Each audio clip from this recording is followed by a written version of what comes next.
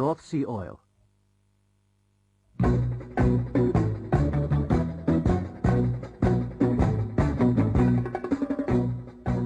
Good evening. This is London Radio. Welcome to Man in the Street.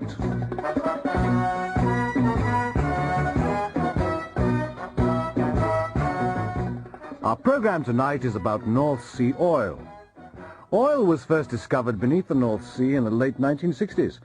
Since then, more and more oil has been found off the coasts of Britain and is being brought ashore. We aren't going to become very rich, but we must decide how to spend the oil revenues. Our interviewer went into the streets to ask people their opinion. He asked, if you were the Prime Minister, what would you do with the money? Well, of course I'm not the Prime Minister, but if I were, I'd spend the money on more hospitals and schools. We need more doctors, nurses and teachers. Classes are too big. If classes were smaller, children would learn more. And there aren't enough nurses either, because salaries are too low. If the salaries were higher, more people would become nurses. Money which is spent now on education and health is an investment for the future. I think the answer is quite simple. Taxes are much too high in this country, aren't they? I would reduce them. If we reduced taxes, people would have more money. If they had more money, they'd spend more. Industry would have to produce more, so it would need more workers. There would be more jobs, and we would all be richer.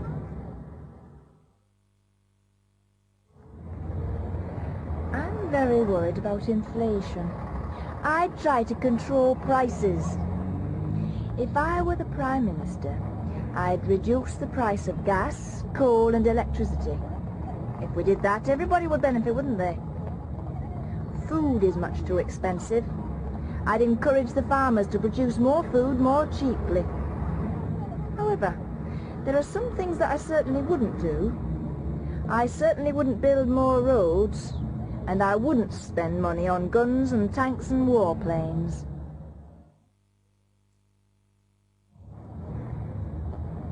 There's too much crime and violence nowadays. There aren't enough policemen on the streets. I'd increase the size of the police force, and I'd increase their salaries. If we had more policemen, we'd all feel safer.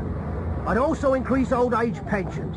I've worked hard all my life, and I should have a reasonable standard of living.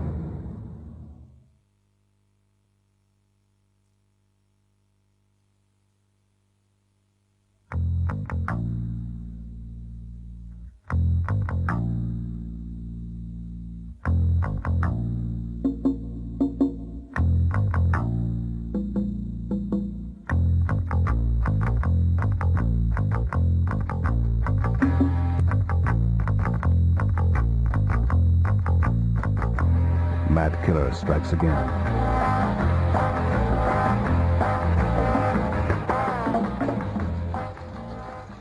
Los Angeles Daily Echo, Tuesday, April 12th. Mad killer strikes again. Central Los Angeles was rocked by another car bomb explosion last night. Dr. Martin was killed when he started his car outside the General Hospital. 5 doctors have been killed this year by car bombs. Nobody knows why they were killed or who killed them. A warning letter was sent to the Daily Echo 2 days ago. Detective Leo Lasky has been put in charge of the investigation. Thanks for phoning me. Well, it's important. We received another warning this morning. Another doctor will be killed on Saturday. This killer must be found. If he isn't caught quickly, more people are going to be killed. Yeah, well, he must be found by tomorrow. There are 5 million people in this city. We haven't got any clues. It can't be done. Yeah, well, it must be done, Leo. It must be done.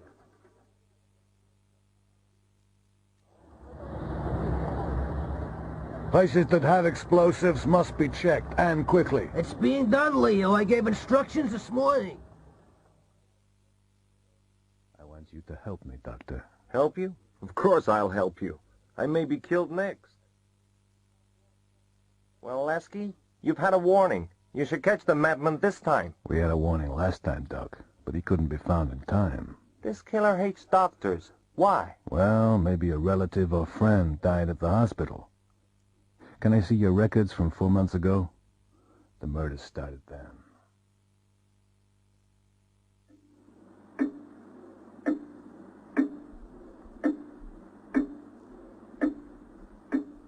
Lasky worked for hours. At last he found something. 4 months earlier.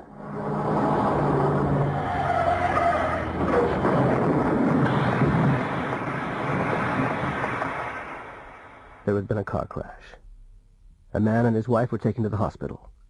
The wife died in the operating theater. The husband threatened revenge. He blamed the doctors. Detectives went to the man's house, but he had moved away. His photograph was shown on television. At 2 o'clock on Saturday afternoon,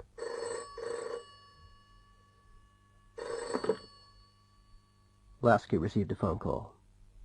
The man had been seen in a parking lot 2 blocks away from the hospital.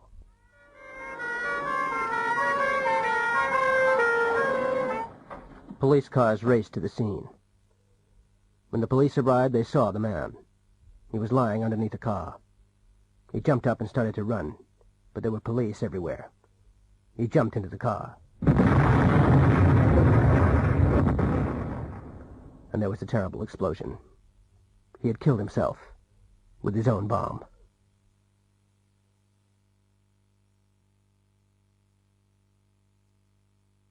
Four reports. Laura Bruce is a trainee reporter for the London Evening Echo. Last week, several famous people arrived at London Airport. Laura was sent to interview them. Nobody told her very much. I'm very busy. I've got a lot of appointments. I can't say very much. I love England. I've been here many times before. I enjoyed my visit in January. I'll only be in England for 12 hours. I'm going to meet the Prime Minister. I have no other comments. Dr. Sawanso visited England yesterday. He arrived at London Airport at 10 a.m. and we asked him to comment on the international situation. He just made a brief statement. He said he was very busy and that he'd got a lot of appointments. He said he couldn't say very much, but he said he loved England. He said that he had been here many times and that he had enjoyed his visit in January. He said he would be in England for only 12 hours and that he was going to meet the Prime Minister. He said he had no other comments. I like newspaper reporters, but I haven't got time to say much. Just that I'm the greatest. I've always been the greatest, and I always will be the greatest. I can beat anybody in the world. I've beaten Leo Fink before. I knocked him out in Miami, and I'm going to knock him out in San Paulo. I'll be the champion forever. Excuse me. Brutus Cray stopped at London Airport on his way from Frankfurt to Sao Paulo. I managed to see him in the VIP lounge. Brutus was in a hurry. He said he liked newspaper reporters, but that he hadn't got time to say much. He said he was the greatest, he had always been the greatest, and he always would be the greatest. He said he could beat anybody in the world. He also said he had beaten Leo Fink before. He said he had knocked Fink out in Miami, and that he was going to knock him out in Sao Paulo. He also said he would be the champion forever. Examination day. Hey, Maria! Have you finished your exam? Yes, I have. Was it difficult? Well, it was quite hard. Did you pass? I don't know. She didn't tell me. What questions did she ask? First, she asked me what my name was. Oh, that was easy, wasn't it? Then she asked me where I came from and how long I'd been studying at the school. And what else did she ask? She asked when I had begun studying English, and she asked how I would use English in the future. Go on, go on. Then she asked me if I liked the school and if I lived with my parents. Anything else? Oh, Victor, I'm trying to remember. Oh, yes. She asked if I spoke any other languages. Is that all? Oh, there were a lot of other questions. She asked me what my hobbies were, and she asked me to tell her about them. Then she gave me a picture and asked me to describe it.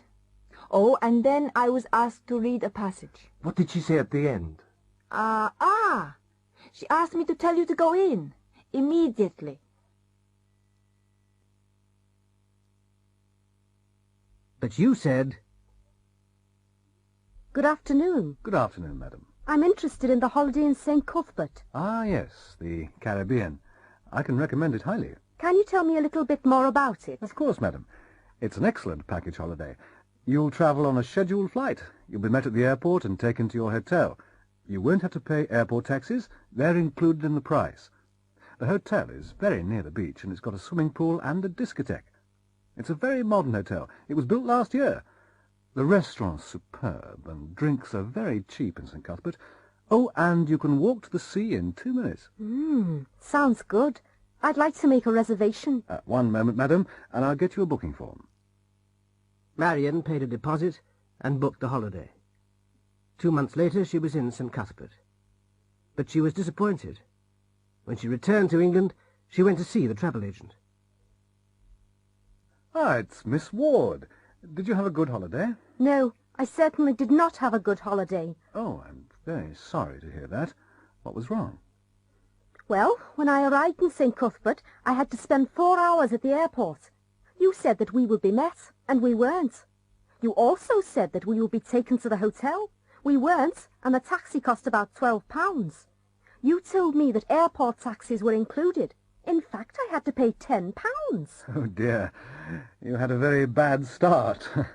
But the hotel was nice, wasn't it? No, it was not. You said it was very modern. You were quite right. They hadn't finished building it. We couldn't sleep because the workmen were working all night. On our balcony. You said it had got a swimming pool. It had, but it was empty. And the restaurant. The restaurant served fish every night. Oh, dear. You said that the hotel was near the beach and that we could walk to the sea in 2 minutes. Couldn't you? Oh, yes, we could. But there was an oil refinery between the hotel and the beach, and it took half an hour to walk round it. Oh, I'm really terribly sorry. We really didn't know. I'm afraid we're unable to give you a refund, but we can give you a 10% discount on next year's holiday. Next year? Next year I'm staying in England. Having things done.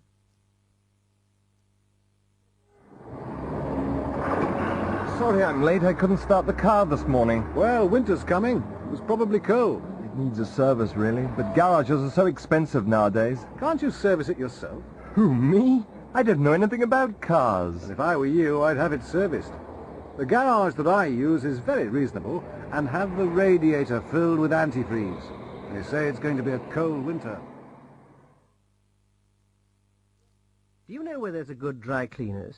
Yes, there's a good one in Victoria Road. I'd go there if I were you. Oh, thanks.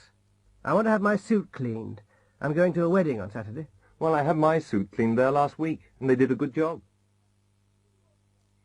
Excuse me, do you do alterations? Yes, we do. What kind of alteration do you want?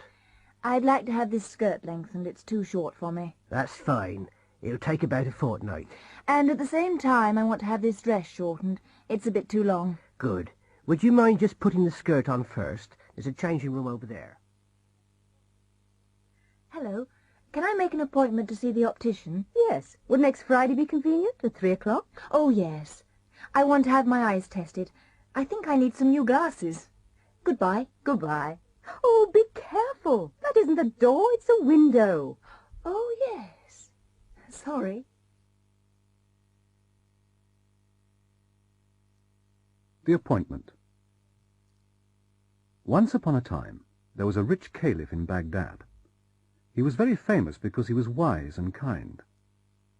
One morning he sent his servant, Abdul, to the market to buy some fruit. As Abdul was walking through the market, he suddenly felt very cold. He knew that somebody was behind him. He turned round and saw a tall man, dressed in black. He couldn't see the man's face, only his eyes. The man was staring at him, and Abdul began to shiver. "Who are you? What do you want?" Abdul asked. The man in black didn't reply. "What's your name?" Abdul asked nervously. "I am Death," the stranger replied coldly, and turned away. Abdul dropped his basket and ran all the way back to the caliph's house. He rushed into the caliph's room. "Excuse me, master, I have to leave Baghdad immediately," Abdul said. "But why? "What's happened?" the Caliph asked. "I've just met death in the market," Abdul replied. "Are you certain?" said the Caliph. "Yes, I'm certain. He was dressed in black, and he stared at me. I'm going to my father's house in Samara. If I go at once, I'll be there before sunset." The Caliph could see that Abdul was terrified, and gave him permission to go to Samara. The Caliph was puzzled. He was fond of Abdul, and he was angry because Abdul had been badly frightened by the stranger in the market. He decided to go to the market and investigate. When he found the man in black, he spoke to him angrily. "Why did you frighten my servant?" "Who is your servant?" the stranger replied. "His name is Abdul," answered the Caliph. "I didn't want to frighten him. I was just surprised to see him in Baghdad." "Why were you surprised?" the Caliph asked. "I was surprised because I've got an appointment with him tonight in Samara."